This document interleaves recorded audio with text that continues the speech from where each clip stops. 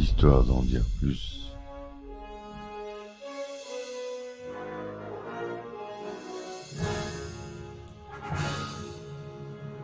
Eh ben attendez, on est en France. Allez, cul sec.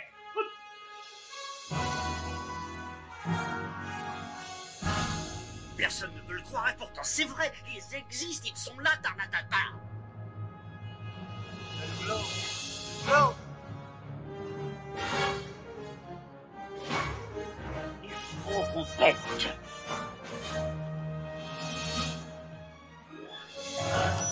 Voyons, le circuit branché, correcteur temporel temporisé. Bonjour, bienvenue sur Histoire d'en dire plus. Aujourd'hui, on parle d'un film avec Sylvester Stallone, un échec commercial et critique. Un film que j'aime beaucoup pourtant, de Danny Cannon. C'est Judge Dredd. Allez, c'est parti mon kiki.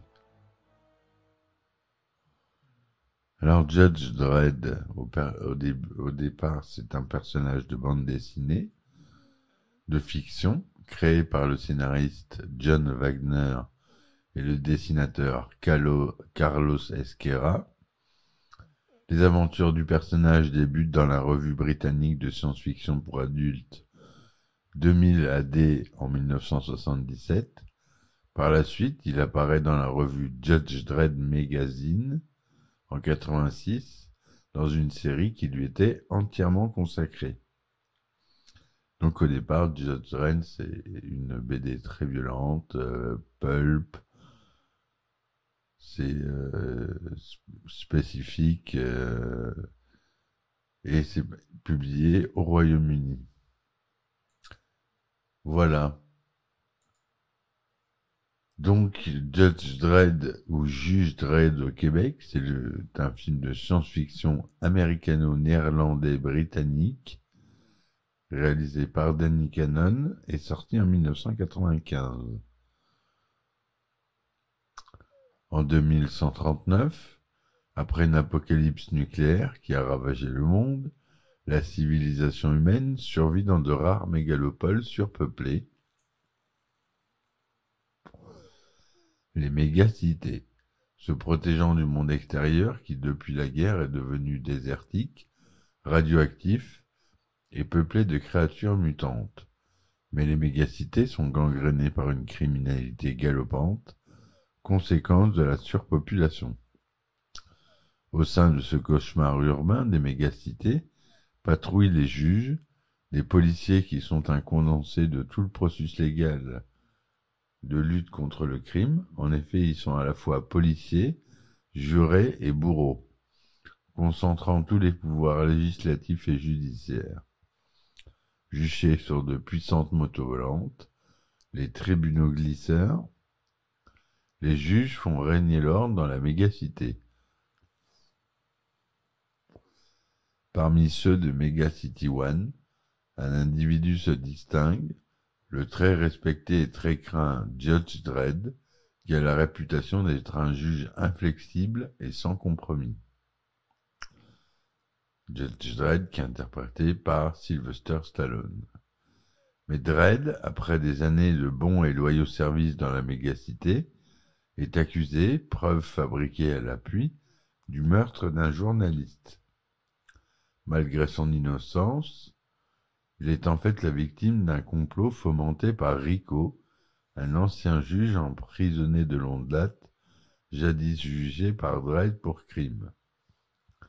La coéquipière de Dredd, le juge Hershey, doué en droit, tente d'aider Dredd à prouver son innocence en se faisant son avocate.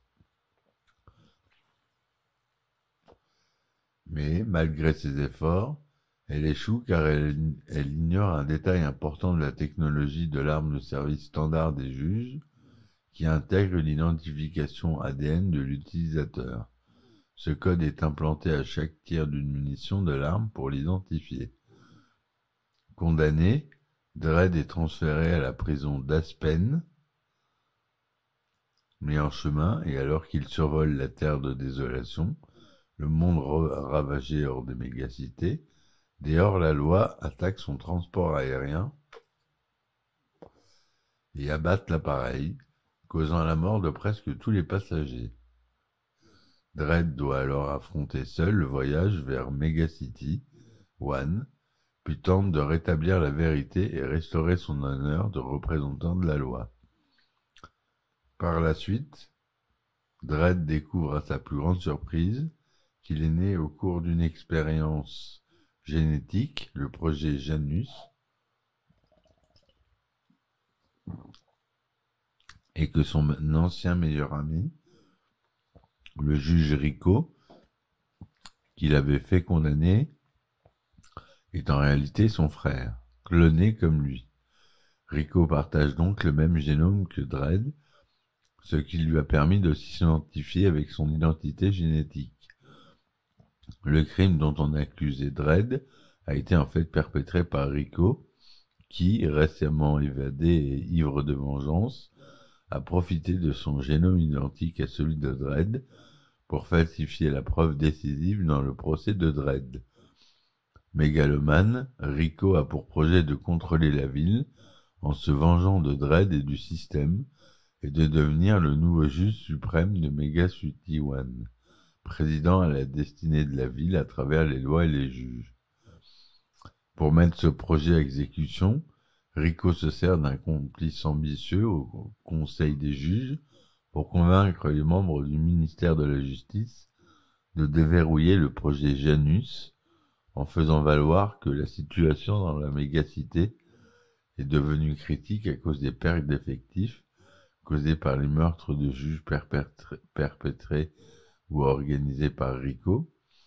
Le Conseil, imprudemment, fait partiellement déverrouiller le projet Janus pour en consulter les données. Rico explique que celui-ci permettra, en profitant des progrès techniques depuis sa mise en sommeil, de faire naître en une journée, et non plus en plusieurs années, des juges adultes qui seront déjà éduqués et prêts à faire appliquer la loi. Le Conseil s'y oppose et tente de clore le débat, ce qui engendre de graves conséquences, menant au déverrouillage complet du projet et au meurtre des membres du Conseil. Rico détourne finalement le projet Janus pour devenir juge suprême et entreprend de se cloner lui-même pour que tous les futurs juges soient à son image. Mais Dredd s'oppose à ce projet délirant. Voilà ce qu'on peut dire sur le résumé du film, sans vous en arrêter tout non plus.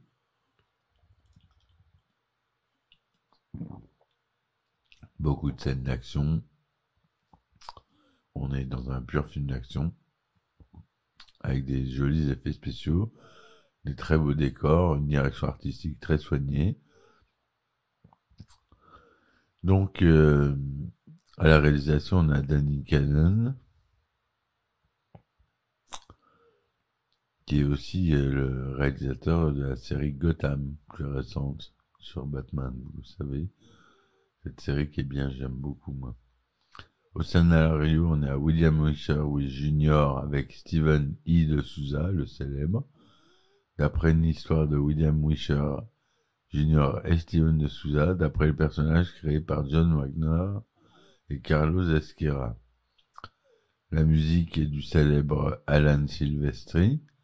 Il nous sort un beau score ici. À la direction artistique, j'ai salué, donc on a Don Cossette, Kevin Phillips et Leslie Tompkins. Au décor, Nigel Phelps. Au costume, Emma Porthouse et Gianni Versace. Ni plus ni moins. Les sociétés de production sont Airdwad et Air Pressman Production, Synergy Pictures Entertainment et Hollywood Pictures. C'est distribué par la Buena Vista Distribution aux États-Unis et par la UGC Fox Distribution en France. Le budget est de plus de 90 millions de dollars, ce qui est énorme pour l'époque en 95. C'est beaucoup, beaucoup d'argent. C'est tourné en couleur Technicolor 35 mm, 2/35e et 2/39e en son cinémascope, son Dolby Digital DDS et SDDS. Le film dure 96 minutes. Il est sorti aux États-Unis le 30 juin 1995, en France le 23 août 1995.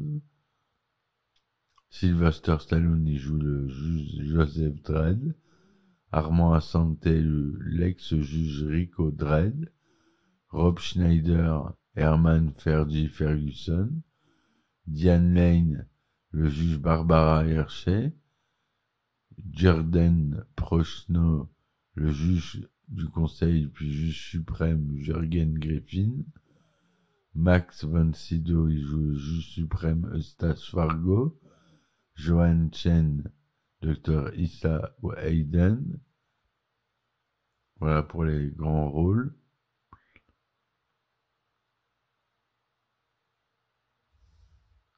L'idée d'adapter Judge Dredd au cinéma vient de Charlie Pincott, directeur marketing sur le premier Star Wars et Alien.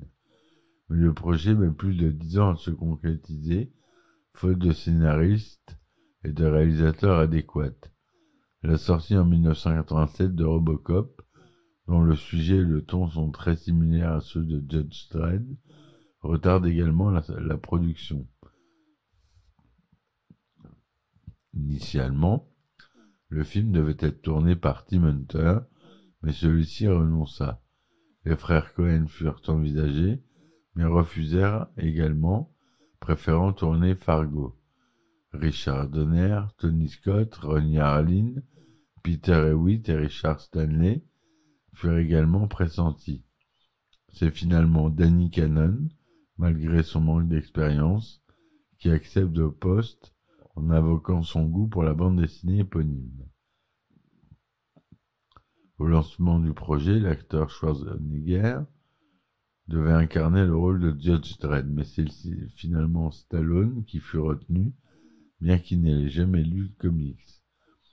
Pour le rôle de l'antagoniste principal Rico, le premier choix était l'acteur Christopher Walken qui le refusa.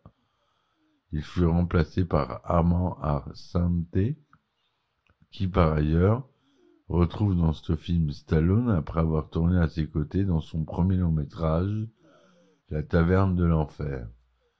Pour le rôle de Fergie, le premier choix était l'acteur Joe Pesci qui le refusa.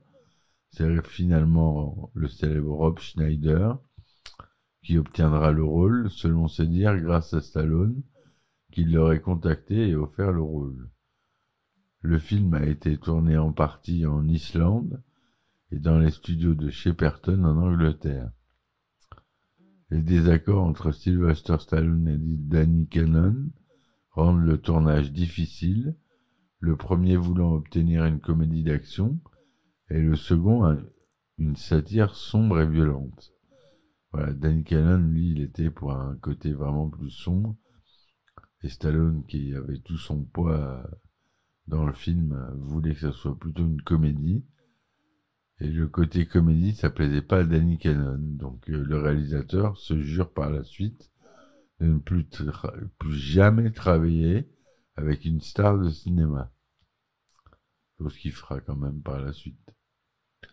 Le studio, qui espère obtenir un classement PG-13, coupe plusieurs scènes jugées trop violentes, dont une où Dredd massacre les clones sortant de leur compartiment. Malgré les remontages, le film est finalement interdit aux moins de 17 ans non accompagnés aux États-Unis. David Arnold, qui avait collaboré avec Danny Cannon sur son premier film, devait composer la musique de Judge Dredd.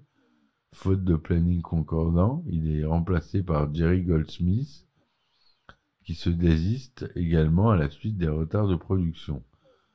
Les travaux de ce dernier est néanmoins utilisé dans la première bande-annonce. Alan Silvestri reprend le flambeau pour composer une musique épique et martiale qui est considérée comme l'une des rares réussites du film. Rotten Tomatoes n'obtient que 20% d'avis positifs sur 54 critiques, 1,5 étoile sur Allociné. Le consensus du site indique Judge Dredd va être à la fois un film d'action violent, légitime et une parodie d'un film, mais le réalisateur Danny Cannon n'arrive pas à trouver l'équilibre nécessaire pour le faire fonctionner. Je suis assez peu d'accord, le film, moi je trouve qu'il fonctionne. Judge Dredd rencontre quand même un échec commercial, puisqu'il rapportera en tout plus de à peine 113 493 000 $ au box-office mondial, ce qui remboursera à peine le prix du film.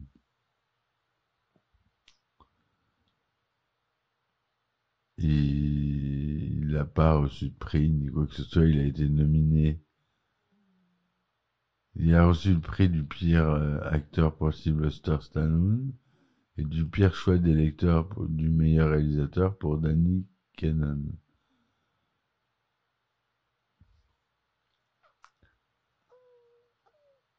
Certains éléments du film ont été changés par rapport au comic book original Judge Dredd. Dans les comics, le lecteur ne voit jamais le visage du Judge Dredd, contrairement au film. En effet, le juge Joseph Dredd garde tout le temps son casque sur la tête, et quand il l'enlève, on le voit soit de dos, soit avec un visage masqué par la censure, pour éviter de montrer son visage. Dans les comics, Rico et Dredd savent qu'ils sont frères et des clones également, contrairement aux films. Dans les comics, Rico étant un meilleur juge que son frère Joseph, meilleur tireur, meilleur athlète, meilleur juge, premier de sa promotion à l'Académie des juges, son frère Joseph étant second. Joseph l'admirait, mais avec le temps, Rico prit le chemin du crime. Dans les comics, Rico a bien été arrêté par Joseph Dredd pour meurtre, racket et autres, mais fut condamné à 20 ans de prison sur la planète Pluton, au lieu d'une peine de prison à vie sur la Terre, à Aspen dans le film. Dans les comic books, Rico n'a jamais pris le pouvoir à Mega City One, contrairement au film. Il voulait seulement se venger de son frère Joseph Dredd et fut tué par celui-ci dans un duel. Dans les comics, le gang des anges a bien été anéanti par Dredd comme dans le film, mais c'était dans l'espace et sur une autre planète. Voilà, il faut savoir qu'il y a des jeux vidéo qui sont sortis sur le film. Il y a eu pas mal de goodies autour. Voilà, pour moi ça reste un film culte. C'est pour ça que je l'inclus dans ma sélection. Rob Schneider, il joue bien le Rob Schneider qu'on connaît. Peut-être parfois un peu lourd. Mais dans l'ensemble, on a une bonne alchimie entre les acteurs, un bon casting, une belle direction artistique assez confortable avec des jolis décors, des véhicules futuristes sympas. Donc, dans l'ensemble, pour moi, ça reste un film de qualité tout à fait correct, qui a bien su utiliser son budget, mais le scénario n'est pas si faiblard que ça. On aime ou on n'aime pas, mais il est quand même assez bien fait. D'où mon incompréhension un peu sur le succès commercial du film qui était pas là. Voilà mes amis, tout ce que je voulais vous dire sur ce film. J'espère que ma chronique vous aura plu. N'hésitez pas à laisser des likes, à vous abonner s'il vous plaît. Ça vous coûte rien, moi ça me fait avancer beaucoup. Juste abonnez-vous, comme ça vous permet d'avoir les nouveaux épisodes quand ils sortent. Et moi ça m'aide à me faire connaître dans les milliers de podcasts qui existent. Donc voilà, merci d'avance. Si vous voulez me supporter sur mes différentes plateformes, je vous mets les liens en description. Je vous dis à très vite. Merci. Ciao, ciao. Histoire d'en dire plus.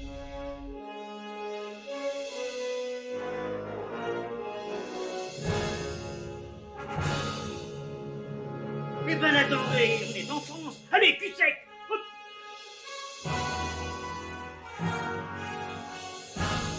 Personne ne peut le croire et pourtant c'est vrai, ils existent, ils sont là, Tarnatata. Non. Il faut qu'on pète.